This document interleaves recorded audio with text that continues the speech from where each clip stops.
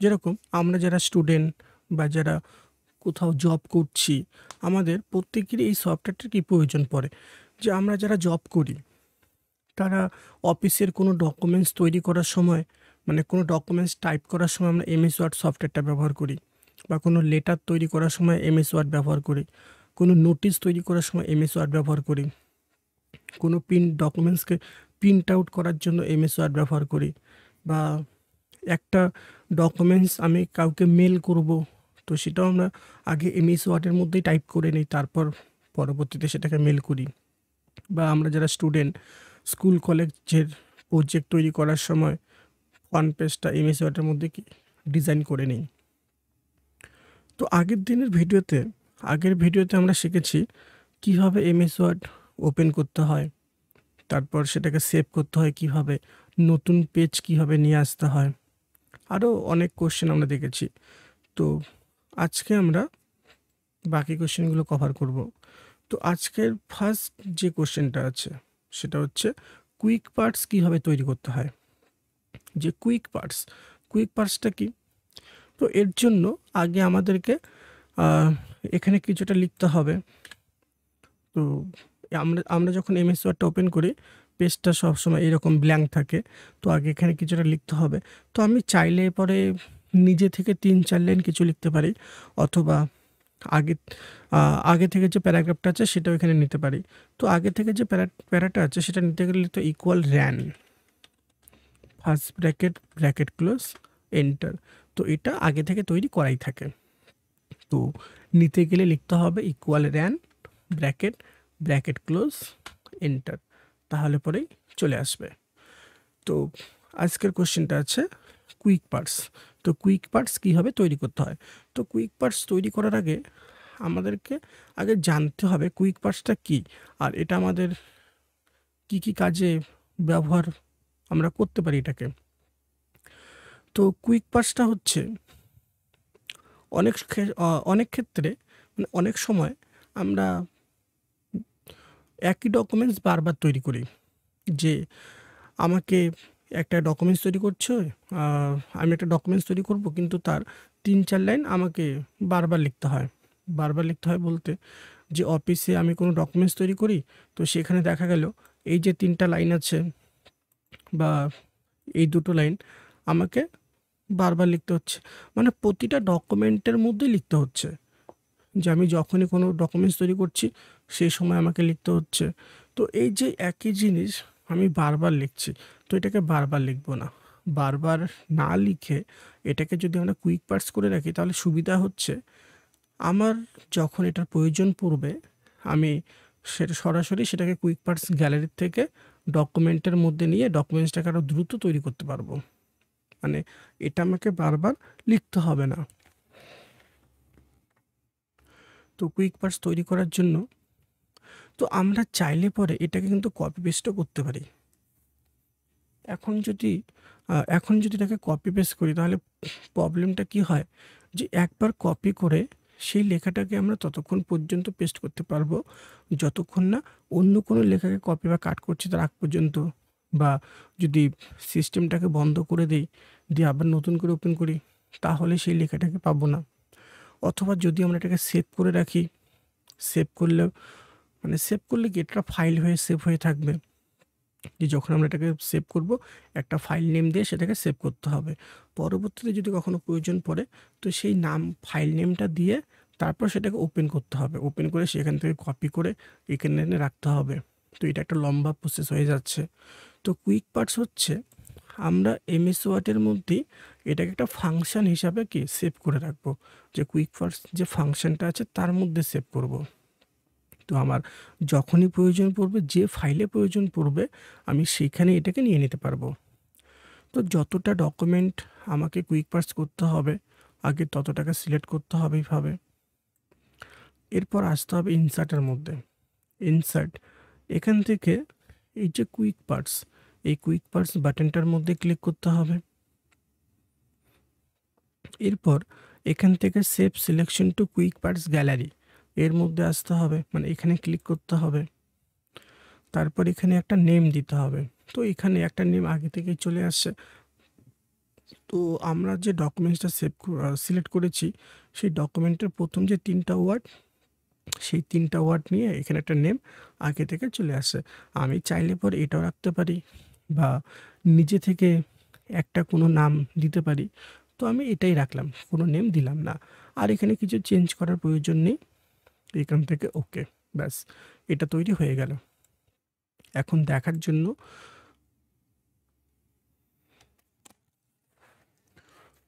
এই যে কুইক পাসটা তৈরি করলাম, এখন এই কুইক পাসটাকে রান করব। রান মানে এটা এখন আমার পেজের মধ্যে প্রয়োজন। তো পেজের মধ্যে এখন এটাকে নেব কিভাবে? তো পেজের মধ্যে নিতে গেলে আগে এটাকে সিলেক্ট করতে হবে, মানে এটাকে আমি মুছে দিচ্ছি।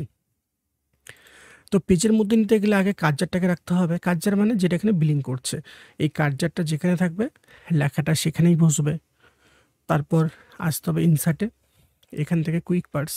তো আমি যে কুইক পার্টসটা তৈরি করলাম সেটা এখানে সবার উপরে চলে আসছে। তো এর মধ্যে ক্লিক করতে হবে, চলে আসলো।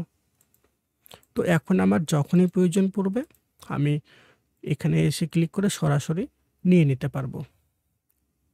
তো এটাই হচ্ছে কুইক পার্টস, যে একটা ডকুমেন্টস তৈরি করার সময় আমাদেরকে একই ওয়ার্ড বারবার লিখতে হয়, বা ৩-৪ লাইন কিছু ৩-৪ লাইন কিছু আমাকে বারবার লিখতে হচ্ছে। তো এটাকে বারবার না লিখে কুইক পার্টস করে রাখবো, তাহলে সুবিধা হচ্ছে যখনই আমার প্রয়োজন পড়বে আমি সেটাকে পেজের মধ্যে নিয়ে নিতে পারবো। এরপর আছে রিমুভ বা ডিলিট, যে এই যে কুইক পার্টসটা তৈরি করলাম এখন এটাকে ডিলিট করব। তো ডিলিট করতে গেলে সেখান থেকে ডিলিট করতে হবে যেখান থেকে এটাকে তৈরি করেছি। আসতে হবে ইনসার্টে, এরপর এই যে কুইক পার্টস এখানে আসবো, আসার পর এটাকে ডিলিট করব। তো এর উপর রাইট ক্লিক করতে হবে। কেন? যদি নর্মাল ক্লিক করি পেজের মধ্যে চলে আসবে, তো আমি তো পেজের মধ্যে নিচ্ছি না, ডিলিট করছি। তো এর জন্য এটা এর উপর রাইট ক্লিক করতে হবে। রাইট ক্লিক, এখান থেকে অর্গানাইজ অ্যান্ড ডিলিট, এর মধ্যে ক্লিক। তারপর এখান থেকে আমার যে কুইক পার্টস সেটা এখানে সিলেক্ট হয়ে আছে। তারপর এখান থেকে ডিলিট, তারপর ইয়েস, তারপর ক্লোজ, ডিলিট হয়ে গেল। এখন এখানে আছে, এখন এখানে নেই, মানে ডিলিট হয়ে গেছে। কিন্তু পেজের মধ্যে যে লেখাগুলো এগুলো রয়ে যাবে। তো পেজের মধ্যে লেখাগুলোকে পরবর্তীতে ডিলিট করে দিতে হবে।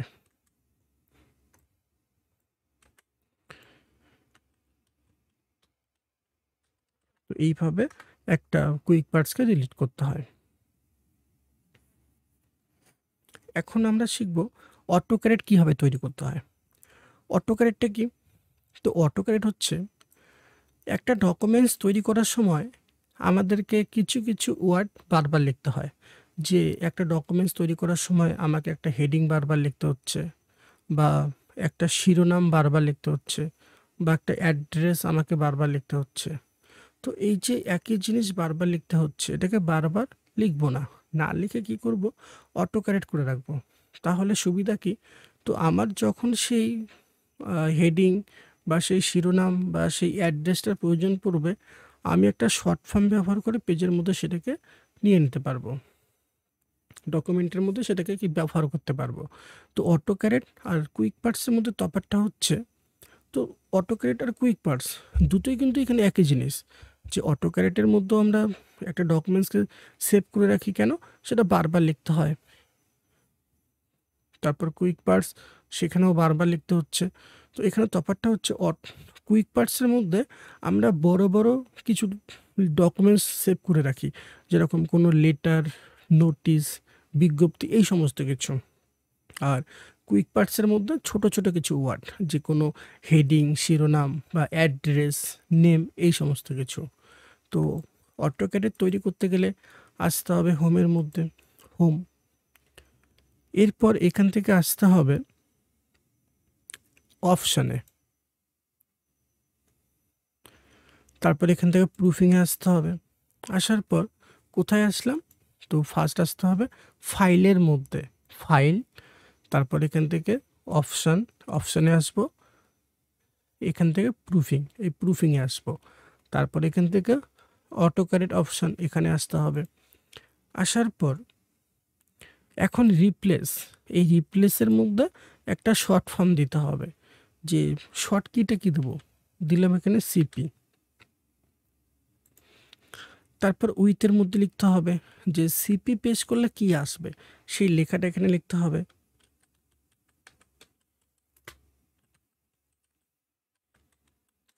লিখলাম কম্পিউটার প্রজেক্ট, তারপর অ্যাড, ওকে, আবার ওকে। অটোক্যাড তৈরি হয়ে গেল। এখন পরের কোশ্চেনটা আছে, মানে এরপর আছে এটাকে রান করব কিভাবে। তৈরি তো করলাম, এখন এটাকে রান করব। রান মানে পেজের মধ্যে আমার দরকার, তো পেজের মধ্যে এটাকে কীভাবে ব্যবহার করব। তো পেজের মধ্যে ব্যবহার করার জন্য শর্ট ফর্মটা কি দিয়েছে, সিপি। তো পেস্ট করতে হবে সিপি, তারপর কিবোর্ডের থেকে স্পেস বাটনটা দিতে হবে। তো চলে আসলো কম্পিউটার প্রজেক্ট। এর মানে কি, আমাকে এখন যদি এই ওয়ার্ডটা লিখতে হয়, আমাকে আর নতুন করে লিখতে হচ্ছে না, আমি সিপি লিখে স্পেস করব, তাহলেই চলে আসবে। তো এখানে আমি কম্পিউটার প্রজেক্ট লিখেছি। আমি চাইলে কোনো ডকুমেন্টের শিরোনাম বা কোনো অ্যাড্রেস বা কোনো নেমও লিখে রাখতে পারি। তো এটাই হচ্ছে অটোক্যাড। এরপর আছে, মানে এরপর এটাকে আমরা রিমুভ করব কিভাবে। তো তৈরি তো করলাম, যদি পরবর্তীতে কখনো ডিলিট করতে হয় তাহলে সেটাকে কীভাবে ডিলিট করব। তো ডিলিট করার প্রসেসটাও একই। তো যেখান থেকে তৈরি করেছি সেখানে গিয়ে ডিলিট করতে হবে, আসতে হবে ফাইলে, ফাইল, এখান থেকে অপশান, এখান থেকে প্রুফিংয়ে আসতে হবে, অটোক্যাড অপশান, তারপর এখানে শর্ট ফর্মটা দিতে হবে সিপি, তারপর এখান থেকে ডিলিট, ওকে, আবার ওকে। তো এখন যদি আমি সিপি লিখে স্পেস দিই, এখন দেখব আর কম্পিউটার প্রজেক্ট লেখাটা আসছে না। এর মানে কি, এটা রিমুভ হয়ে গেছে।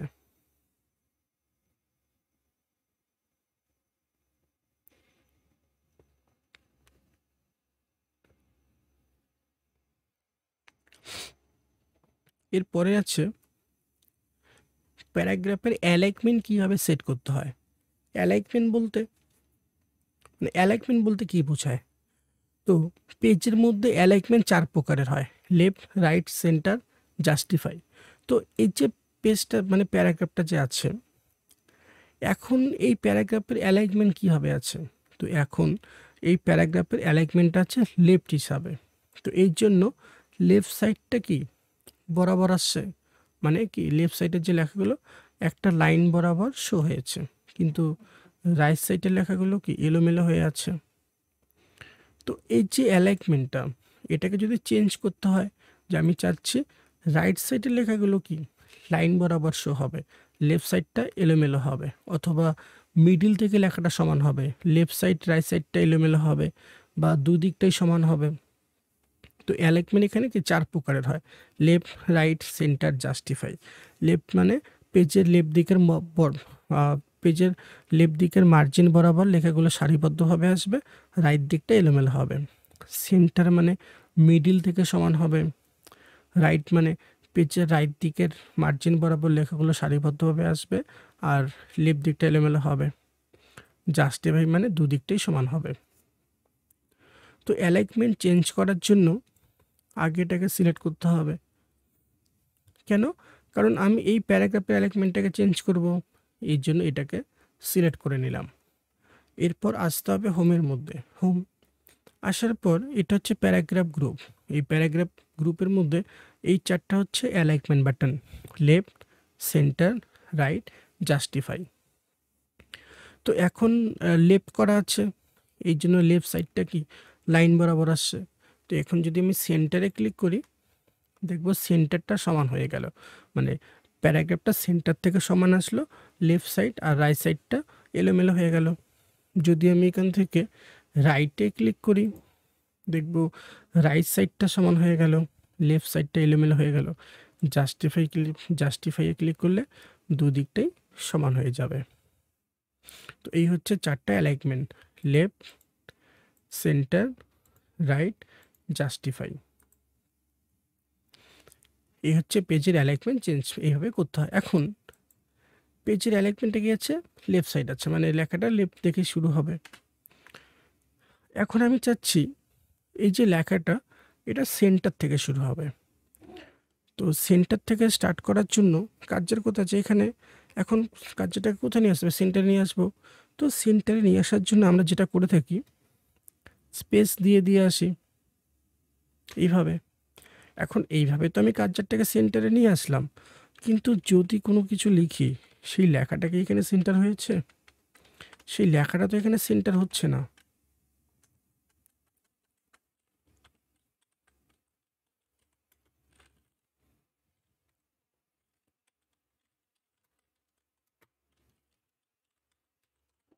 যে এখানে লিখলাম কম্পিউটার ট্রেনিং সেন্টার, এই লেখাটাকে সেন্টার হয়েছে? এই লেখাটা সেন্টার হচ্ছে না। কেন হচ্ছে না? কারণ এটা কিন্তু সঠিক নিয়ম না যে আমি চাচ্ছি লেখাটা সেন্টার থেকে আসবে। এখন আমি স্পেস দিয়ে দিয়ে আসলাম, তাতে কি অ্যালাইনমেন্টটা লেফট রয়ে গেছে, এই জন্য লেফট সাইডটা সমান আসছে। তো যদি আমাকে সেন্টার থেকে লিখতে হয়, তাহলে আগে আমি এখান থেকে অ্যালাইনমেন্টটাকে সেন্টার করে নেব। কার্যের সেন্টারে চলে আসলো, এখন আমি লিখলাম। তো এখন লেখাটা সেন্টারে আসলো। যদি আমার প্রয়োজন পড়ে যে লেখাটাকে আমি লেফট সাইড থেকে রাইট সাইড থেকে স্টার্ট করব, রাইট করে নেব, রাইট দিক থেকে স্টার্ট হবে। জাস্টিফাই করলে দুই দিকেই সমান হবে। তো আমরা যখন বায়োডাটা তৈরি করি, বায়োডাটা তৈরি করার সময় কি করতে হয়, বায়োডাটা কথাটা সেন্টারে লিখতে হয়। এখন যদি অ্যালাইনমেন্টটা লেফট থাকে, আমরা যদি লিখি, লেখাটা কোথায় আসলো, লেফট সাইডে আসলো। এখন লেখাটাকে সেন্টারে আনার জন্য এখান থেকে যদি অ্যালাইনমেন্টটাকে সেন্টার করে নিই, তাহলেই লেখাটাকে সেন্টারে চলে আসবে। তো এটাই হচ্ছে অ্যালাইনমেন্ট চেঞ্জ করা। এইভাবে আমরা কি পেজের অ্যালাইনমেন্ট চেঞ্জ করতে পারি। এরপর সুপারস্ক্রিপ্ট সাবস্ক্রিপ্ট কীভাবে তৈরি করতে হয়। যে সুপারস্ক্রিপ্ট সাবস্ক্রিপ্ট মানে, আমরা ম্যাথের মধ্যে একটা সূত্র পড়েছি, A plus B whole square is equal to A square plus two B plus B square.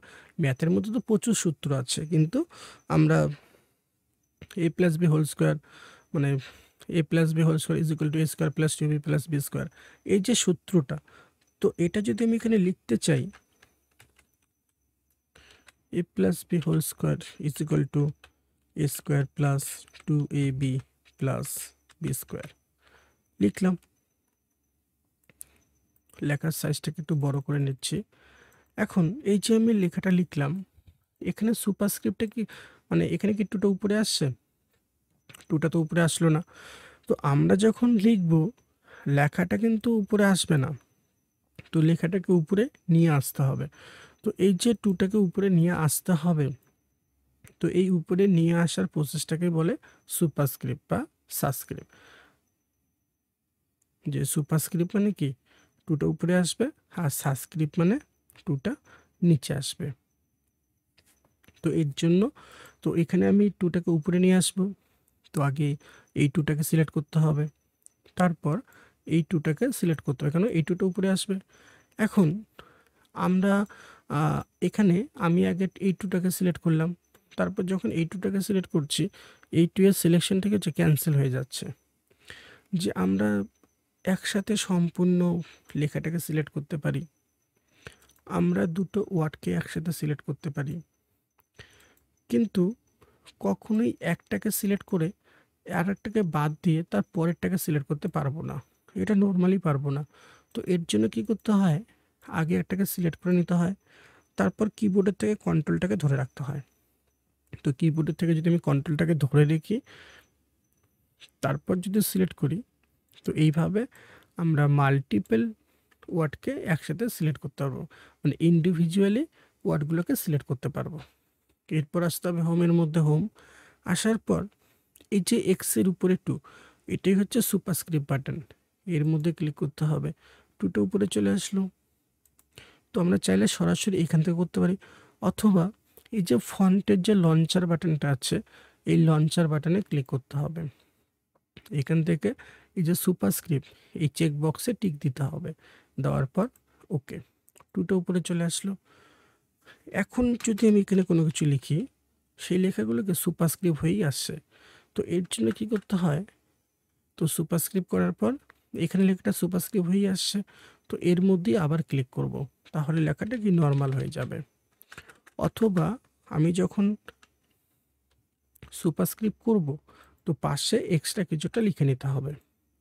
এই যে এক্সট্রা যে ওয়ার্ডটা লিখলাম, এটা কেন লিখলাম? যাতে পরের লেখাগুলো সুপারস্ক্রিপ্ট না হয়, এর জন্য। তো সুপারস্ক্রিপ্টের পর এটাকে আবার ডিলিট করে দেব, রাখবো না। তো এই টুটাকে সিলেক্ট করতে হবে, কন্ট্রোলটাকে ধরে রেখে এই টুটাকে সিলেক্ট করব, কন্ট্রোলটাকে ধরে রেখে এই টুটাকে সিলেক্ট করব। এরপর আসতে হবে হোম। এখান থেকে যে সুপারস্ক্রিপ্ট, এই সুপারস্ক্রিপ্ট বাটনটার মধ্যে ক্লিক করতে হবে। টুটু উপরে চলে আসলো। এখন এখানে যে পিটা আছে এটাকে মুছে দিতে হবে।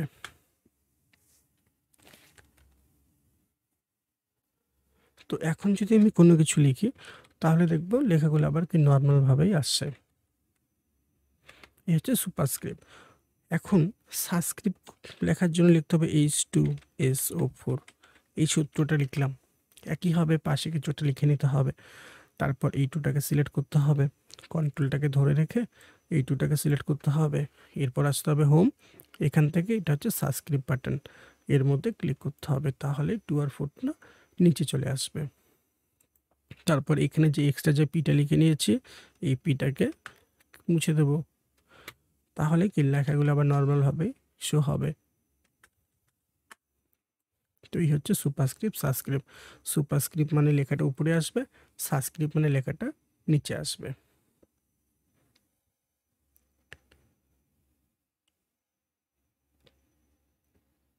এরপর আছে how to divide a paragraph certain number of column. যে how to divide a paragraph, paragraph মানে তো এই যে পেজটা যে আছে, এই পেজের মধ্যে আমি এই প্যারাগ্রাফটা নিয়েছি। তো এখন এই যে প্যারাটা আছে কয়টা ভাগে ভাগ করা আছে, বা বা প্যারাটাকে কয়টা কলামে ভাগ করা আছে। তো এখন এই প্যারাটা একটা কলামেই আছে, মানে টোটালটা কি এখানে একটাই কলাম আছে। এখন আমি চাচ্ছি এই প্যারাগ্রাফটাকে 3টা বা 2টো কলামে ভাগ করব। যেরকম আমরা নিউজ পেপারগুলোর মধ্যে দেখে থাকি যে নিউজগুলো কি থাকে, 3টা বা 4টা কলামে ভাগ থাকে, মাঝখানে ছবি দেওয়া থাকে। তো আমি চাচ্ছি এই প্যারাটাকেও আমি 3টা কলামে ভাগ করব বা 4টা কলামে ভাগ করব। তো এর জন্য আগে আমাকে পুরো প্যারাটাকে সিলেক্ট করতে হবে, তারপর আসতে হবে লেআউটের মধ্যে, লেআউটে আসবো। এরপর এখান থেকে যে পেজ সেটআপ, এই পেজ সেটআপ গ্রুপের মধ্যে এই যে কলাম, এই কলামে আসতে হবে। আসার পর যদি এখানে দেখি, এখানে কিছু স্টাইল তৈরি করা আছে, 1 মানে এখন একটা করা আছে। যদি 2 এ ক্লিক করি, তাহলে দেখবো প্যারাগ্রাফটা সমান 2টো ভাগে ভাগ হয়ে গেল। যদি এখান থেকে 3 করে নিই, দেখবো সমান 3টা ভাগে ভাগ হয়ে গেল। যদি এখান থেকে লেফট করি, তাহলে দেখবো কি যে লেফট সাইডের অংশটা একটু ছোট আসলো, রাইট সাইডের অংশটা একটু বড় আসলো। যদি রাইট করি, তাহলে উল্টোটা হয়ে যাচ্ছে, মানে রাইট সাইডের অংশটা একটু ছোট আসলো, লেফট সাইডটা বড় আসলো। কিন্তু এখানে ম্যাক্সিমাম কয়টা করতে পারবো? এখানে ম্যাক্সিমাম আমি 3টাই করতে পারবো, 3টার বেশি করতে পারবো না, মানে 3টার বেশি কলাম তৈরি করতে পারবো না। এখন আমার দরকার 4টা কলামের, যে আমাকে প্যারাগ্রাফটা 4টা কলামে ভাগ করতে হবে। কিন্তু এখানে তো আমি 3টার বেশি করতে পারছি না। তো এর জন্য কোথায় আসতে হবে? কলাম, এখান থেকে মোর কলাম, এখানে আসবো। আসার পর এই যে নাম্বার অফ কলাম, এখানে লিখতে হবে কটা ভাগে ভাগ করব। তো উপরের সিম্বলে ক্লিক করে 4 করে নেব, যেখানে 4টা সমান ভাগে ভাগ হয়ে গেল। এরপর লাইন বিটুইন, তো এই লাইন বিটুইনে ক্লিক করলে কি হবে? লেখার মাঝে একটা লাইন শো হবে। এরপর ওকে। তো প্যারাগ্রাফটা সমান 4টা ভাগে ভাগ হয়ে গেল, আর এর মাঝে একটা লাইন চলে আসলো। তো এই হচ্ছে প্যারাগ্রাফে ডিভাইড করা, যে 4টা কলাম বা 5টা কলামে কি আমরা এটাকে ডিভাইড করতে পারি এইভাবে। এরপর আমি এটাকে রিমুভ করে দেবো, মানে আবার গোটা একটা প্যারাগ্রাফেই তৈরি করব। তো এর জন্য আগে টোটালটাকে সিলেক্ট করতে হবে, মানে পুরো প্যারাগ্রাফটা আগে সিলেক্ট করব। এরপর আসবো লেআউটে, এখান থেকে কলাম, এখান থেকে 1, তাহলে কি হবে? আবার নর্মালভাবেই চলে আসবে। এখন নেক্সট কোশ্চেনটা আছে ক্রিয়েট ড্রপ ক্যাপ। যে ড্রপ ক্যাপ কীভাবে তৈরি করতে হয়। যে ড্রপ ক্যাপটা কি, প্যারাগ্রাফের প্রথম যে অ্যালফাবেটটা থাকবে সেটা বাকি ওয়ার্ডগুলোর থেকে অনেকটা বড় হবে। যে ড্রপ ক্যাপ স্টাইলটা হচ্ছে প্যারাগ্রাফের ফার্স্টের যে ওয়ার্ডটা থাকবে, ফার্স্ট যে ওয়ার্ডটা হবে তার প্রথম যে ওয়ার্ড হবে সেটা বাকি ওয়ার্ডের থেকে কি মানে টোটাল প্যারাগ্রাফের থেকে অনেকটা বড় হয়ে থাকবে। তো ড্রপ ক্যাপ স্টাইলটা আমরা ইংলিশ নিউজ পেপারগুলোতেই দেখে থাকি, এখন আমরা বইয়ের মধ্যেও দেখে থাকি। তো ড্রপ ক্যাপ স্টাইল অ্যাপ্লাই করে ডকুমেন্টসটাকে আমরা আরও আকর্ষণীয়ভাবে এখানে প্রকাশ করতে পারি। তো ড্রপ ক্যাপ তৈরি করতে গেলে আগে পুরো প্যারাগ্রাফটাকে সিলেক্ট করতে হবে, এরপর আসতে হবে ইনসার্টের মধ্যে, তারপর এখান থেকে যে ড্রপ ক্যাপ এখানে আসতে হবে। তো ড্রপ ক্যাপের স্টাইল দুটোই হয়। তো এর মধ্যে যদি ক্লিক করি তাহলে অ্যালফাবেটটা কি প্যারাগ্রাফের মাঝে চলে আসলো, আর যদি ইন মার্জিন করে নেই তাহলে সেটা মার্জিনের মধ্যে চলে যাবে। তো ইংলিশ নিউজ পেপার, বই এগুলোর মধ্যে আমরা এই স্টাইলটাই বেশি দেখে থাকি। তো এই হচ্ছে ড্রপ ক্যাপ, যে প্রথম যে অ্যালফাবেটটা আছে সেটা বাকি অ্যালফাবেটের থেকে কি অনেকটা বড় হয়ে থাকবে। এরপর রিমুভ। তো যদি এটাকে রিমুভ করতে হয়, তো রিমুভ করার জন্য আগে এটাকে সিলেক্ট করতে হবে, সিলেক্ট মানে একটা নর্মাল ক্লিক করতে হয় শুধু। এরপর আসতে হবে ইনসার্ট, এখান থেকে ড্রপ ক্যাপ, এখান থেকে নান, তাহলে পরেই আবার নর্মাল হয়ে যাবে।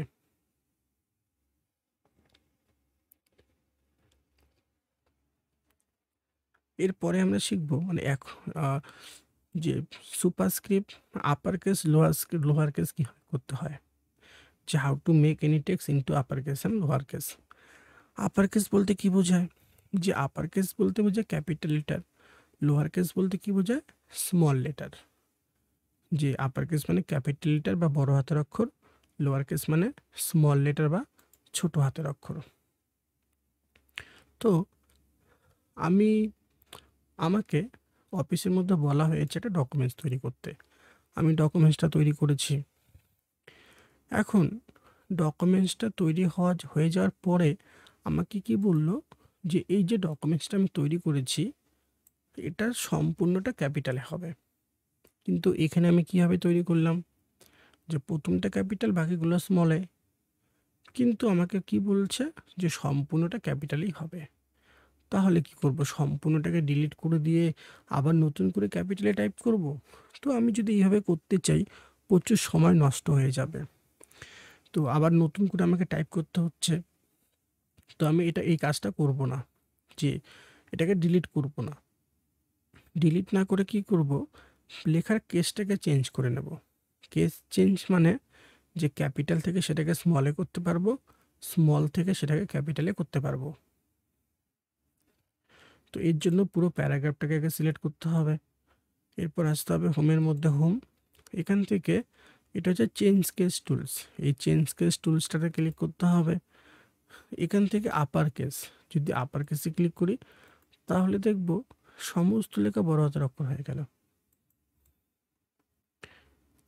আবার যদি এখান থেকে লোয়ার কেসে ক্লিক করি তাহলে দেখব সমস্ত লেখা ছোট হাতের হয়ে গেল। আবার যদি এখান থেকে সেন্টেন্স কেসে ক্লিক করি তাহলে দেখব যে প্রথমটা আসলো বড় হাতের, বাকিগুলো আসলো ছোট হাতের। তো এই হচ্ছে কেস চেঞ্জ। তো এতটুকু করে কি আমার অনেকটা সময় বেঁচে গেল, অনেকটা টাইপ করে আমি বেঁচে গেলাম। যে আমাকে বলল যে সম্পূর্ণটাই বড় হাতের হবে, তো আমি এখান থেকে সেটাকে বড় হাতের করে নিলাম। তো এটাই হচ্ছে চেঞ্জ কেস। তো এইভাবেই আমরা লেখার কেসটাকে চেঞ্জ করতে পারি।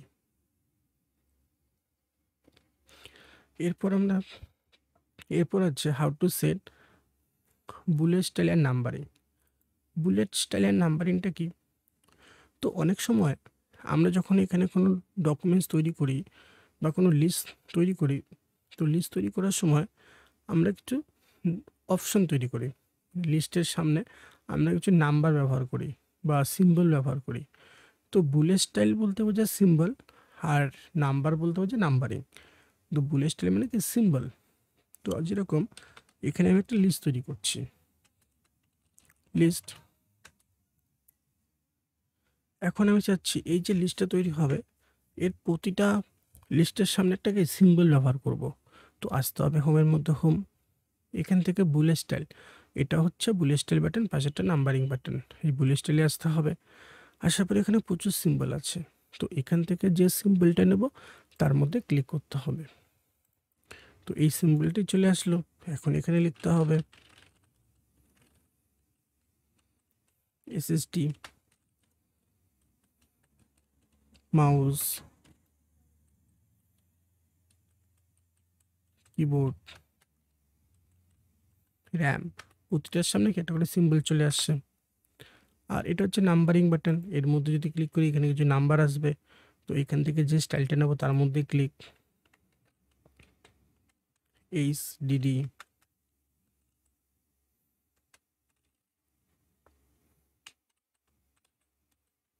মনিটর, CPU, SMPS, IC, রম।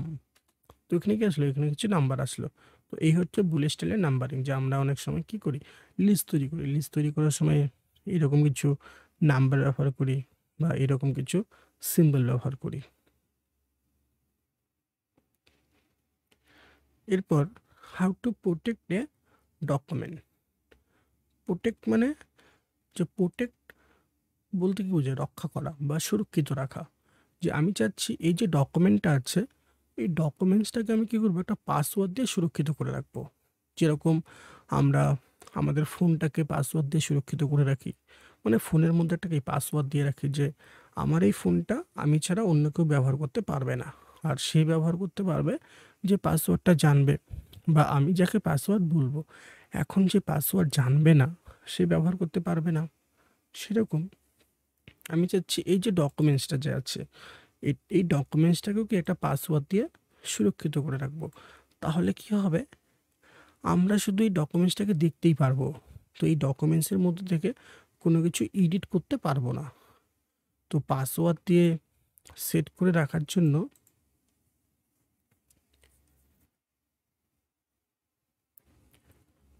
আসতে হবে ফাইলের মধ্যে, ফাইল, তারপর এখান থেকে যে প্রোটেক্ট ডকুমেন্ট, এই প্রোটেক্ট ডকুমেন্টে আসতে হবে। তারপর এখান থেকে যে রিস্ট্রিক্ট এডিটিং, এখানে আসতে হবে। তারপর রিস্ট্রিক্ট এডিটিং, এই উইন্ডোজটা ওপেন হবে। তারপর এখান থেকে যে লিমিট ফরম্যাটিং, এই চেকবক্সের মধ্যে ক্লিক করতে হবে, অথবা আমরা এখান থেকে করতে পারি রিভিউ, তারপর রিস্ট্রিক্ট এডিটিং এর মধ্যে ক্লিক, এখানে সরাসরি চলে আসলো। আমরা ফাইলের থেকে করতে পারি ফাইল, প্রোটেক্ট ডকুমেন্টস, অথবা রিভিউ, রিস্ট্রিক্ট এডিটিং এর মধ্যে ক্লিক। তারপর limit formatting to selection of style, এই চেকবক্সে টিক দিয়ে নিতে হবে। তারপর অ্যালাউ অনলি দিস এর মধ্যে টিক দিয়ে নিতে হবে। তারপর স্টার্ট ইনফোর চেঞ্জ প্রোটেকশন এর মধ্যে ক্লিক। তারপর এখানে পাসওয়ার্ড দিতে হবে, পাসওয়ার্ডের মধ্যে আমরা এখানে নাম্বার, সিম্বল, অ্যালফাবেট যে কোনো কিছু ব্যবহার করতে পারি। এরপর ওকে, পাস, সেভ কি হয়ে গেল। এখন যদি আমি কোনো কিছু লিখি, দেখবো লেখা বসছে, বসছে না। আর এখানে একটা মেসেজ দিয়েছে, you can not make this change because the selection is locked, মানে এখানে যে ডকুমেন্টসটা আছে সেটা কি লক হয়ে আছে। তা আমি যদি এখানে হোমে আসি, হোমে এসে দেখতে পারবো সমস্ত অপশন যেগুলো ছিল ডিঅ্যাক্টিভেট হয়ে গেছে, মানে এগুলো এখন কি হাইলাইট নেই, যে এগুলো আমরা কি কোনো কিছু চেঞ্জ করতে পারবো না, মানে এই পেজের মধ্যে এখন কোনো কাজ করা যাবে না। তো যদি এই পেজটাতে আমাকে কাজ করতে হয় কীভাবে করব, তাহলে এটাকে আগে আনপ্রোটেক্ট করতে হবে। তো আনপ্রোটেক্ট করার জন্য এই যে স্টপ প্রোটেকশন যে বাটনটা আছে এর মধ্যে ক্লিক করতে হবে। এখন এটা তো সামনেই ছিল, আমি এটাকে ক্লোজ করে দিলাম। নিয়ে আসবো কী হবে, পেজের মধ্যে কিছু, মানে পেজের থেকে যে কোনোটা কি পেস্ট করতে হবে তাহলেই চলে আসবে। তো এটা শুধু ফার্স্ট টাইমই আসবে, মানে একবারই আসবে। তো যদি আমি আবার সেটাকে ক্লোজ করে দিই তাহলে সেটা আর আসবে না। তো সেক্ষেত্রে নিয়ে আসার জন্য আসতে হবে রিভিউ, তারপর এখান থেকে এর মধ্যেই ক্লিক, তারপরে চলে আসলো। তারপর স্টপ প্রোটেকশনে ক্লিক করতে হবে, করার পর এখানে পাসওয়ার্ড দিতে হবে। আর ওপেন করার সময় সেই পাসওয়ার্ডটাই দিতে হবে যেটা দিয়ে প্রোটেক্ট করেছি। যদি পাসওয়ার্ড ভুল দেই তাহলে আর ওপেন হবে না, মানে ওপেন করার সময় সেটা দিয়েই ওপেন করতে হয়। আমরা যে পাসওয়ার্ডটা দিয়ে সেটাকে সেভ করে রাখি।